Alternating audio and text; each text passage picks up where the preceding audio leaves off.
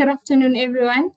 Let us just give the rest of the team about a minute to join, then we'll start.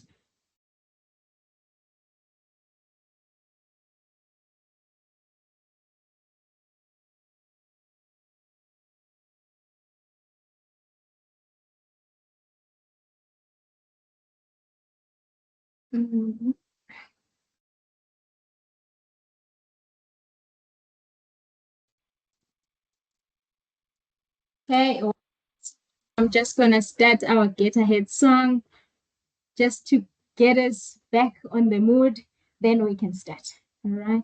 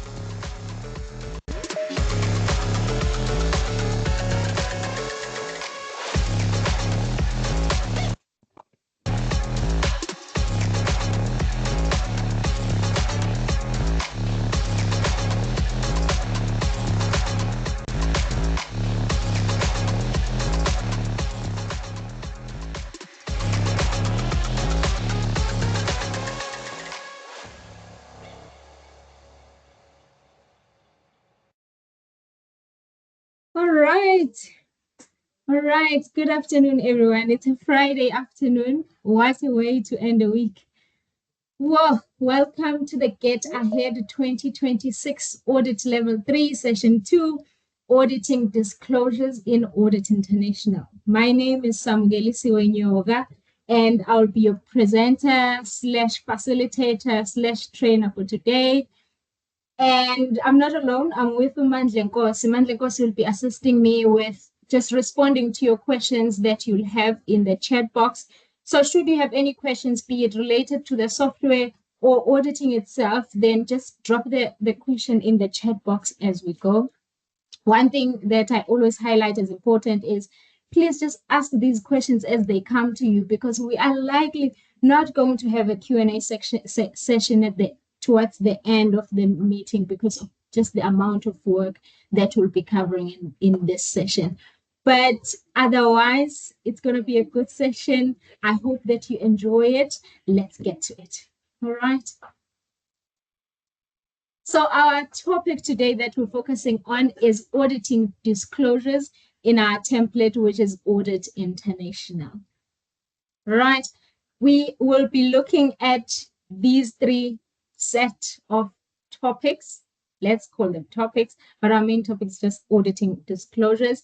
So we'll be looking at auditing disclosures at the planning phase. We'll be looking at it at execution phase and at finalization phase. All we're trying to do is just to highlight for ourselves where in the tool do I go if I want to be compliant, or as I document my work that I have performed in an engagement. All right. I'll have my camera off in the session, but I'll still be here. I'll try to excite you during the meeting, just to get your energy levels high, because I know that it's a Friday afternoon at the end of the day, so we might actually be tired because the week has been a lot. All right, let us get started. No, not on the slides. We're going to the software itself and looking at auditing disclosures in all these phases. All right. I just want to collapse all my documents so that as I show you where the tools are, I'll have to expand all of them so that you see exactly what I'm talking about and how and where to find it. All right. I'll be taking some key takeaways from the main session, bringing them to our session here. Then we'll see where to find the things in the tool. All right. So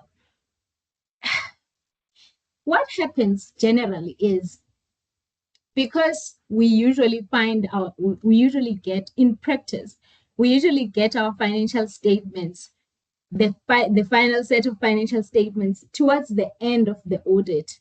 It has happened that the audit of presentation and disclosure has been associated more with finalization. Like it's something you do at finalization, but it's not. It's actually something you do throughout the audit, and it's something that you consider throughout the audit.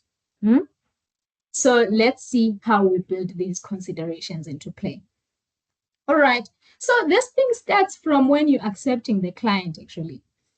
You see, when you accepting when you agreeing the terms of an engagement, you need to agree that it's management responsibility to actually early in the audit process make the information for disclosures available.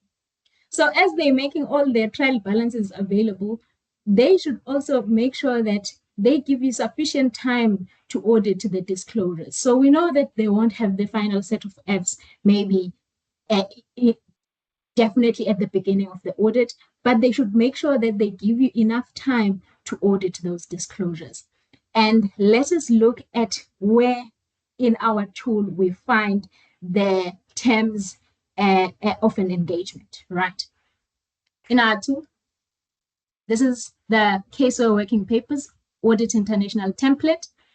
In it, we have the planning phase. In the planning section, under the client acceptance or continuance, we have the terms of an engagement letter. This is just a template letter that you can use. It's document 415. You'll see that when you open it, I hope that I have it open here because I'm not seeing it for now. No, I don't have it open. But in these terms and conditions, well, in these terms of the engagement, an emphasis should be made that as it's the client's responsibility to make the information available to you, that information also does include information about disclosures. This is just to prevent any delays and having to now work over time towards the finalization to now test your presentation. Okay. Then, and I want to highlight that this doesn't only include just the set of financial. This also include some supporting schedules and supporting, let me just say schedules and other supporting evidence that you may need for your finalization. Because remember that the information that gives us disclosure is not only the information that is from the GL. Some information is from separate schedules that are outside the GL, right? So we want all that information to be made available and on time, right? Then let us look at another phase. The phase which is still within planning, but we have it outside. We call it the risk assessment phase. What do we have? Okay, a key takeaway from the main session is it's important to give attention to the disclosure as you are doing your risk assessment procedures. And as you plan your timing of procedures and as you plan the procedures that you will perform to respond to the identified risks, do consider addressing disclosure and do give it adequate time for you to disclose to address the risks that are associated with disclosure in the same way that we do for the classes of transactions and the account balances. Because when we actually are auditing, it seems like we're just auditing the numbers, but disclosure is also something that we actually audit. So it also does deserve the adequate attention. All right. The tool that we have to assist us with that in our tool is under the risk assessment section and within the identifying financial statement, assertion, and underlying business processes folder. All right. Okay, so we have a document. It's called an FSA. I think I had it open, but it looks like I didn't. Okay. So with this document, what it's used for is a document where we identify the significant accounts and classes of transactions and disclosures. But most of the time, we just use it to identify the significant classes of accounts or account balances and our classes of transactions. But this also includes the disclosures. You see, when you open the document guidance, if you attended the session one, you would have seen me emphasize the importance of using the document guidance. In the document guidance, they do tell you that this form is used to identify significant accounts, financial disclosures, and particular sensitive areas. But when we use it, we just focus on the significant accounts and forget the disclosures. But that is incorrect because we need to also use this document to identify the significant disclosures as well.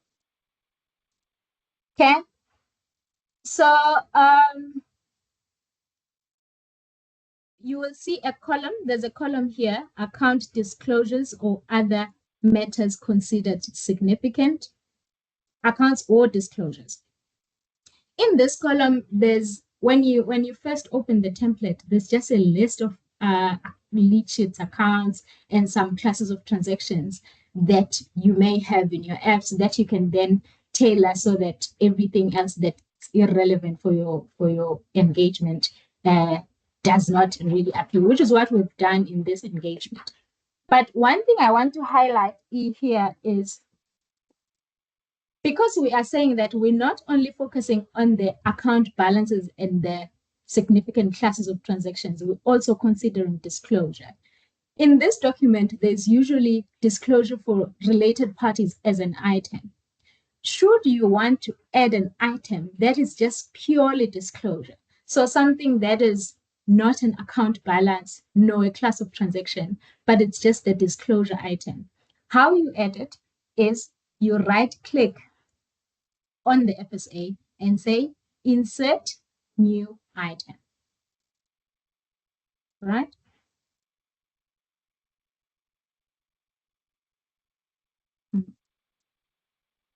Right. My FSA is still executing. Let's see if it's inserted. No. Let me check if I have another FSA document.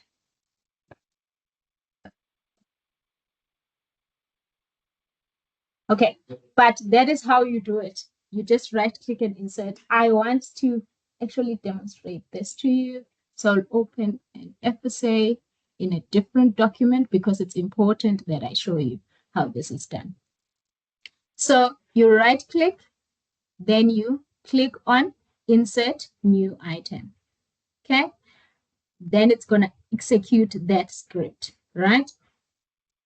So here, this is where you can add additional disclosures that per your assessment, you have assessed them as material disclosures for your client, or maybe you have a risk that is attached to them. Because we are still adopting the risk-based approach for auditing disclosures as well, just like we've been doing for the account balances and the classes of transactions, adopting the risk-based approach where we're saying that we're only going to test the accounts that have risk assigned to them or the accounts that are material. We're going to select an accession to test. Same thing we do with the disclosures. We'll just go there and document those disclosures. For instance, let's say you have contingent liabilities.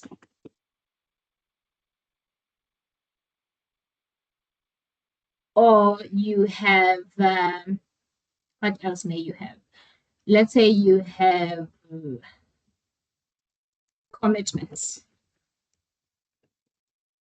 You add them like this, right? Then what you do is you indicate them as material because materiality is not only being quantitatively material, but it may just be qualitatively material. Okay? Then you may have an instance. Let's say, for an example,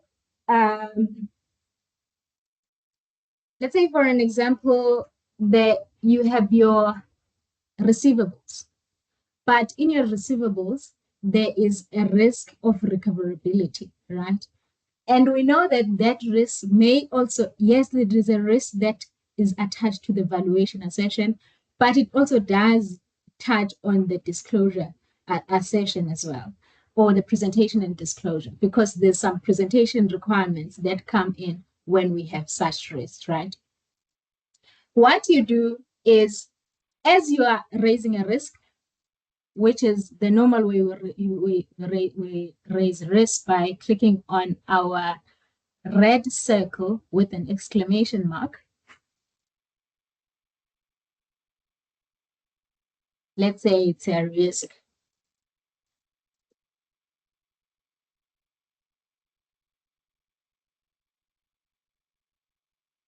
Then we associate it with the class of transaction. I just want the trade receivables.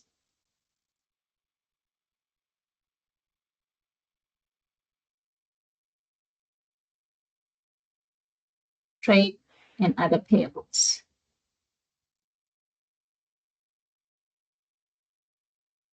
I'm sure I've passed them and someone did see. I'm just going to put a random one.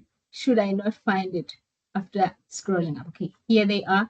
So here in the assertions that you associate that risk with will be both now the valuation and the presentation and disclosure. So that is basically how the risks that are associated with disclosure are added. So it's either it's because the account is just a disclosure item that is material, or it has a risk assigned to it. Okay, then let's go back to the normal file I was using.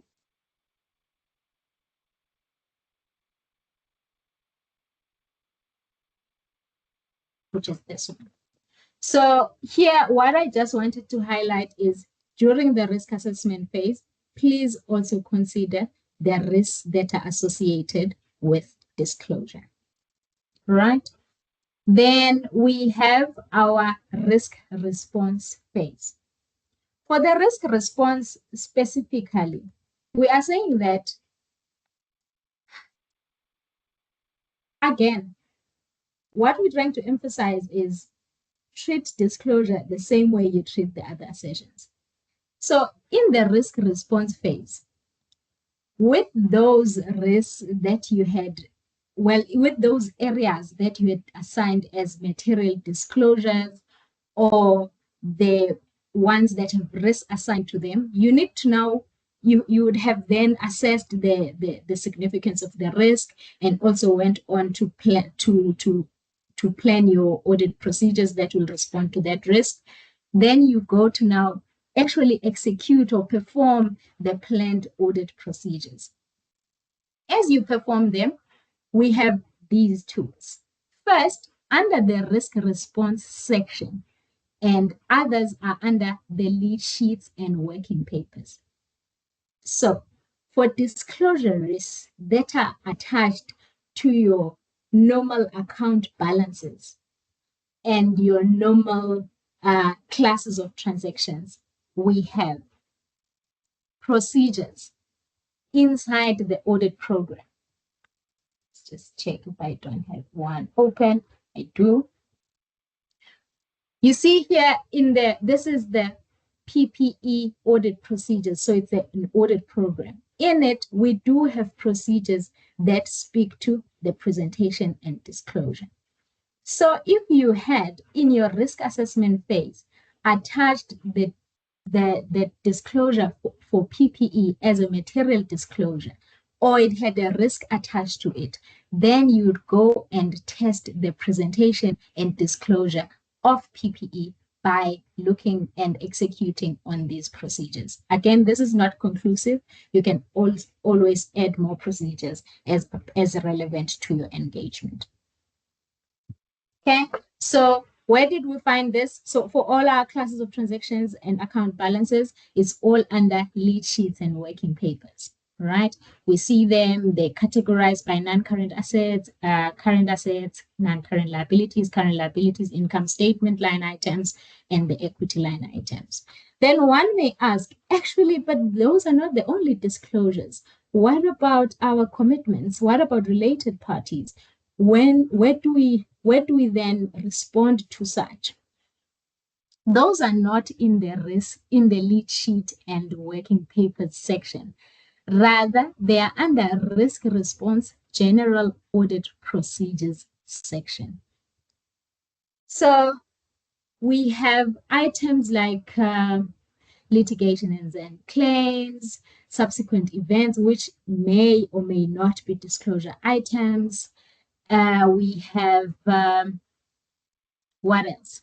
We have the going concern assumption, because that's also a disclosure, right? So it would be tested here, but the actual presentation is in the financial statement. So we need to go back and look at how was it actually presented and disclosed, or well, not presented. How was it actually disclosed in the financial statements?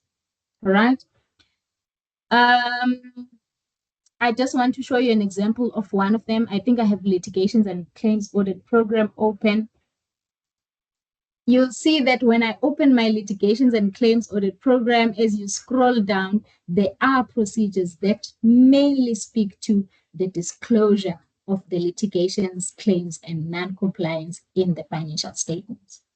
Okay, so what is this? This is when you are responding to the risk that has been assigned to disclosure, right?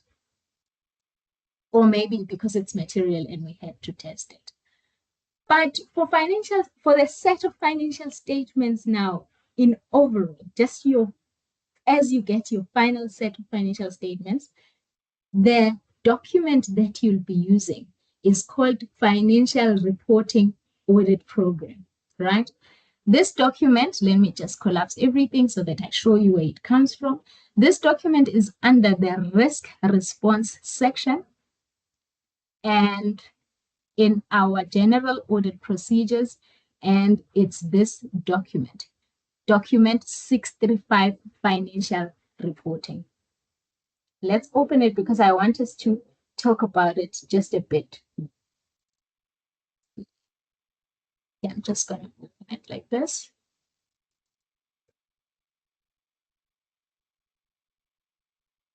For some reason, my documents don't want to open anymore. There you go. All right.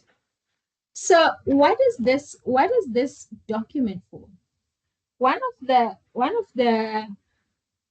This is still under execution phase.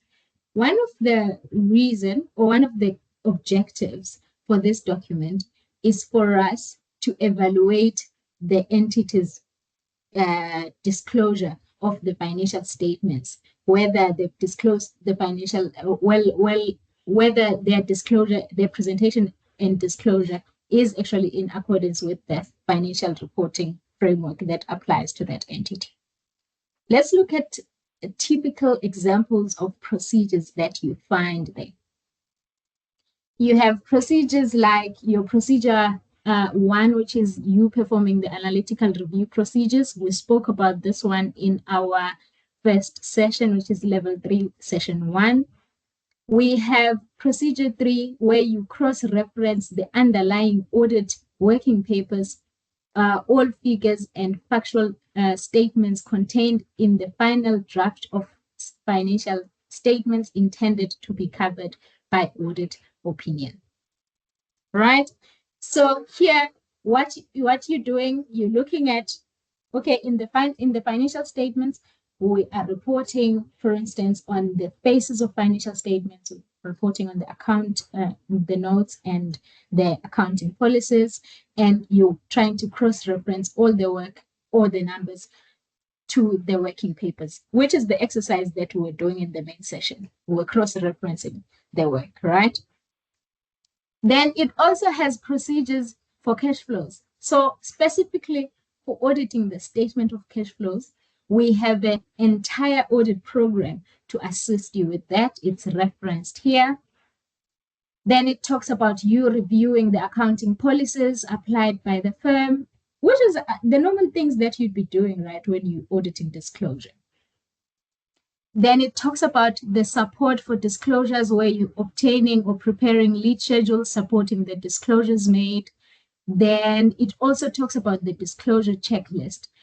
And with the disclosure checklist, it says complete disclosure checklist for an appropriate financial reporting framework. So just like it has been highlighted in the main session, we know that the disclosure requirements are from the financial reporting framework. So either you are using your IFRS or your IFRS for SME, there are actually requirements on what must the client disclose for specific accounts or classes of transactions, or just what specific disclosures should they disclose, right? So you go to your applicable or your client's applicable financial reporting framework, then you have it against the financials to now assess, have they been testing this correctly according to the financial reporting framework. All right. But one thing I want to highlight is with regards to procedure 3 and procedure 7. You will remember from the main session, it was highlighted that the requirement in ISA 330 is that our documentation that shall demonstrate that information in the financial statements agrees or reconciles with the underlying accounting records, right? So that is when we're cross-referencing. That exercise that we're doing in the main session saying, okay, this amount or this information, we had actually seen it in the financials. Or okay, this information in the financials we had actually seen, we have supporting the evidence of it, or we actually have an actual working paper where we tested it, right? Then we have this other one, which is for the supporting disclosures, right? Then we know that that requirement where we're demonstrating the link or demonstrating the reference, right? But we also know that in our audit methodology, we said we're not testing everything. We said, actually, we're not going to be auditing the entire thing, or we're not going to be performing extensive audit work for all the disclosures. Rather, we'll be performing extensive audit work for only the sections that are material or that are material disclosures, or the sections that we say are have risks, like the disclosure risk assigned to them, right? Right. So what would normally happen is now a person would then ask themselves, is there a contradiction? Is there a contradiction between ISO 330 and our methodology? The response is no, there's no contradiction. ISO 330 is not saying that perform extensive audit work on all the numbers in the financial statements. But as you can see, the guidance in this audit program is saying that for all the sections where you had scoped in for audit, so for all the disclosures that were scoped in for detailed audit, you will cross-reference the amount or the specific disclosure in the financial statements to the working paper that you had performed. So here you will then, what you will do is, the exercise that we were doing in the main session, your referencing would be from the financial statements to the working paper or to the audit work that you had actually performed, right? To test disclosure. But for all the other sections that are not material or that do not have the disclosure risk attached to them, you will then just only support with a lead sheet or a schedule or whatever relevant information that may have supported the disclosure. Because for management to disclose a certain thing, they got the information somewhere. So they would give you either a schedule or you can reference to your actual lead sheets or any supporting evidence that will then tie to a figure or the details that have been disclosed. I hope that wasn't too much information, but all I'm trying to explain to you is the requirement in ISO 330 is not contradicting our audit methodology. It's still the same thing, right? Just that we need to make sure that everything has been referenced in our final set of financial statements, right? Moving on, let us go to finalization. We're just about to finish. On the finalization, we have these tools, but let us first introduce them. So what happens is then after we've done our execution, we will find misstatements, or we're likely to find misstatements. I'm sure now you see that the misstatements in the presentation and disclosure, we don't find them in finalization. We actually find them while we're executing, so in the execution phase, right? As we're executing, we're going to find some misstatements. Then we're going to come to the finalization to now evaluate those misstatements. To the misstatements now, we're not talking about the numbers just like we were talking last week, or in the previous session, the session 1. We're talking about misstatements in disclosures. So should we have had any misstatements in disclosures, we need to go with them to finalization and accumulate them and document all of them. Then from that documentation, we'll then have to communicate, or we'll then have to evaluate them actually for materiality, then communicate them with either management or those charged with governance. Okay, let's look at what tools do we have available to assist us with that. The first tool that we have is under completion documents folder, and it's under identified misstatements folder. Okay, it's document 335-2, right? I have it open. What is this document for? This document is where you will be accumulating all your disclosure misstatements.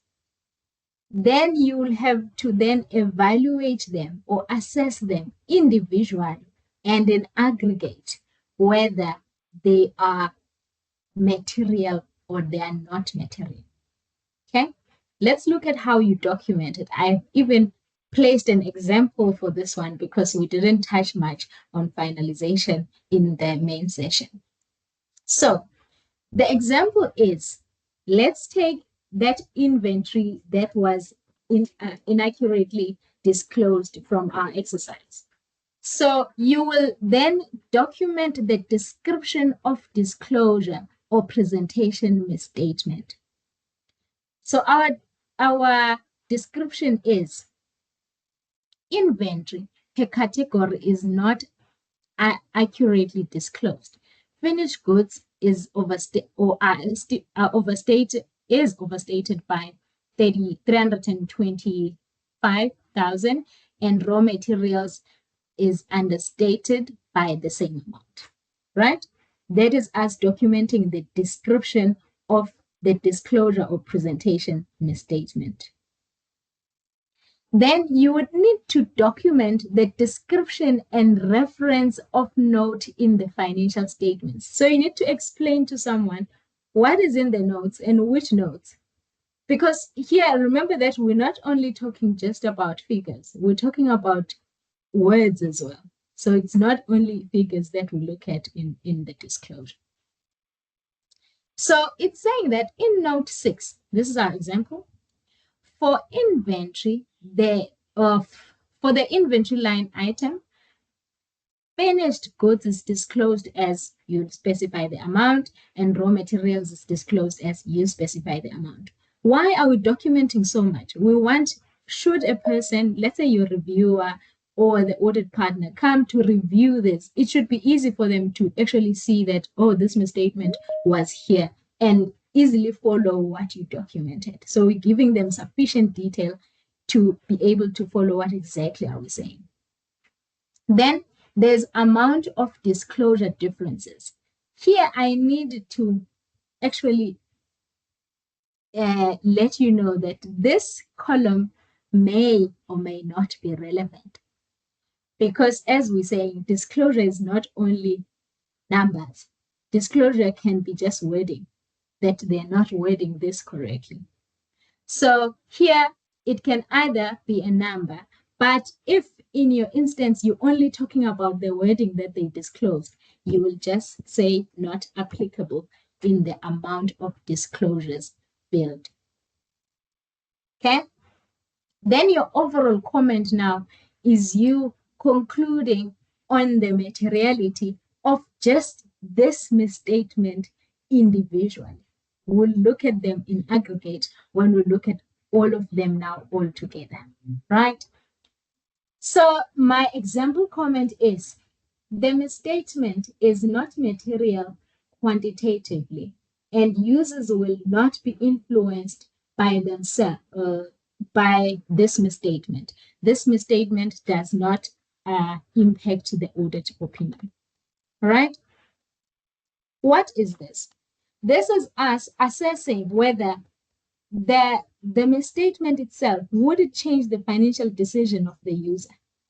Because we know who the users, and we know that materiality is seen or is viewed at from the perception of the user. So that's what we're testing when we're saying, is this a material misstatement individually?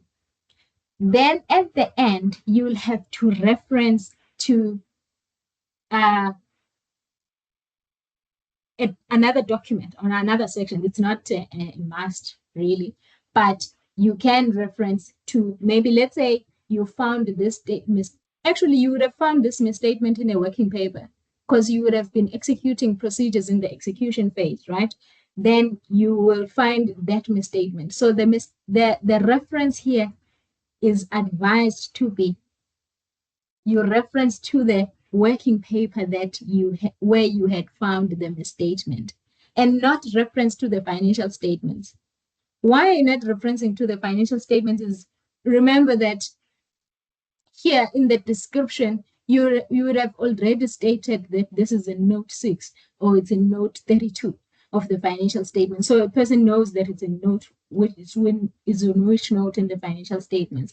But the information that they would need is information of which working paper were you actually working on when you noticed this or when you discovered this misstatement. So I would rather advise that you reference to the working paper. Right? Another thing I just want to highlight with, okay, so that is you evaluating the misstatements individually. But at the end, you then need to go back and evaluate. So after documenting all these misstatements that you would have been accumulating as you execute, and everyone else in the team as they execute their section, if they have presentation and disclosure and they find a presentation and disclosure misstatement, they would have to come to this document and document. As you would have now the overall picture of all these misstatements, you need to now assess them cumulatively for materiality to say, individually they may not be material, but when you're looking at the cumulative effect, they may actually be material.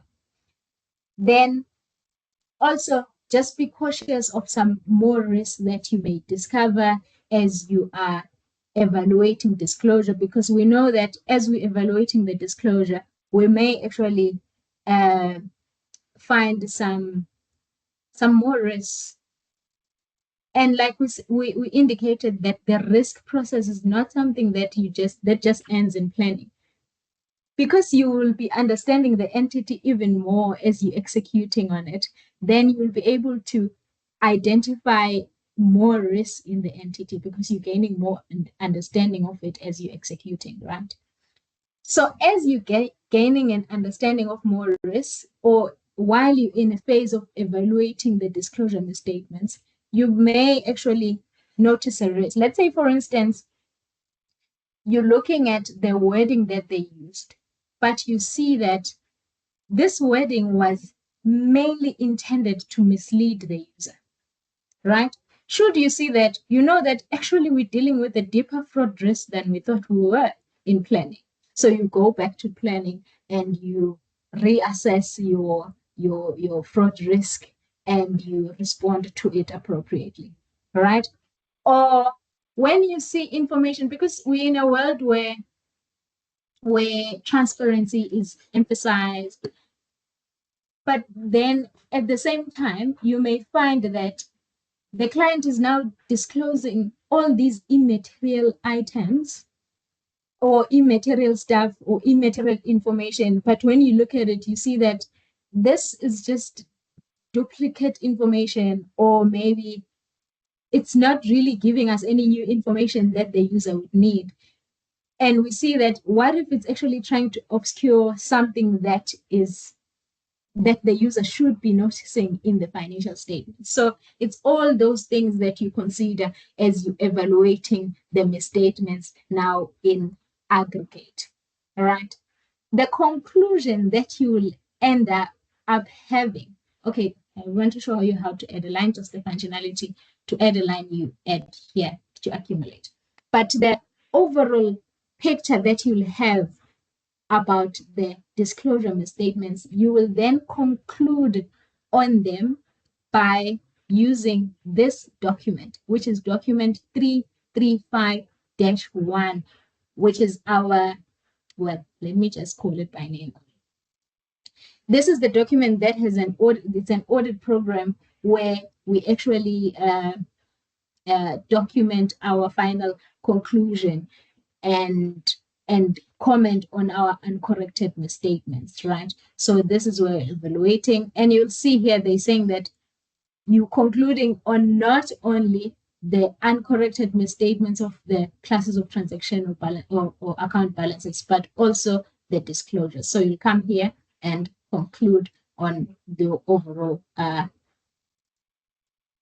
your overall conclusion that you had made about the misstatements of the disclosure. Right? Then afterwards, again, still in the finalization phase, you can then, should it be a matter that you need to report to management, then you will document a reportable item. We know how to document reportable items. We did it in the first sessions, but just to highlight it for you now, you use this icon that is a green circle with a white tick mark. Then you document your reportable item. Then you can choose either in the icon, you can then, well, in the dialog, you can then choose whether it goes to the management letter or the report to those charged with governance, and the audit partner will then decide whether it's going to affect the audit opinion or not, right? So key takeaways from this session are two things. For disclosures, we adopt the risk-based approach as well. Number two is we actually consider the disclosure in all phases. We start it from planning up until finalization. It's not something that is meant to be done only at finalization. Again, remember the requirement as you're executing on it. Remember the requirement of ISA 330 that you need to link all the information in the financial statements with the supporting records. Okay, I hope that was exciting, and it did actually show how the theory that was covered in the main session now is built into our tools, right? Let me just check the chat sections for the chat section for any questions. Okay, we don't have any new questions. So let us go back to the slides. So that is just what we have. Let me just go back to my presentation. Okay, we need to go to this slide. What do I want to highlight here, or what I want to highlight here is that should you have any issues using our tool, the template, as you're using it, either be it related to the phases that we're covering today, some functionality is not working, all you need to do is to contact our support team. They're available from 7 a.m. to 7 p.m. or you can book a consultant by clicking on the contact us or on the here button. Then it's going to give you their available time slots. Then you can just meet with the support consultant to assist you with using the template. Or if you need immediate assistance, what you can do is to click on the chat with us function. You'll first chat with the chatbot, then afterwards you're going to stand on a queue and a consultant will respond to you. Again, with Audit International, we do have training that is available. Should you need any training on the template, or you know that your firm needs training on the template, or we want to recommend to whoever your Caseway champion is that you think you need more training on the template, please just you can scan this QR code and you can see on our calendar there, it's going to take you to available time slots. Okay. Then if you have any questions, be it regarding the content that we covered today or regarding the Get Ahead series itself, please send an email address to caseway.getahead@adaptit.com. Right. On the 20th of February, we covered the finalization. Then today we've covered auditing disclosures. There was a main session which was taking us through the theory, and right now we have just went over how all this theory is implemented in our template. Then our next session is on the 20th of March, and we'll be looking at reviewing the audit engagement. Right? We do want to hear your thoughts about the series itself and about the content we're covering. Please just, we have, let me just put this back. We have, let me just send you something where you can give us your views, because we really do care about how we are teaching and how you're receiving the message that we're trying to send. So please do, let me copy the link and paste it in our chats.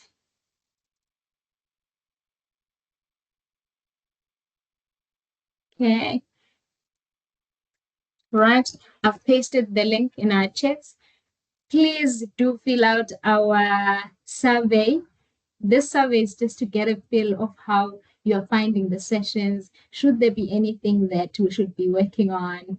Or is there any content that you'd like us to cover in the future? What was your overall feeling of with the session? Please just document all of that in our survey.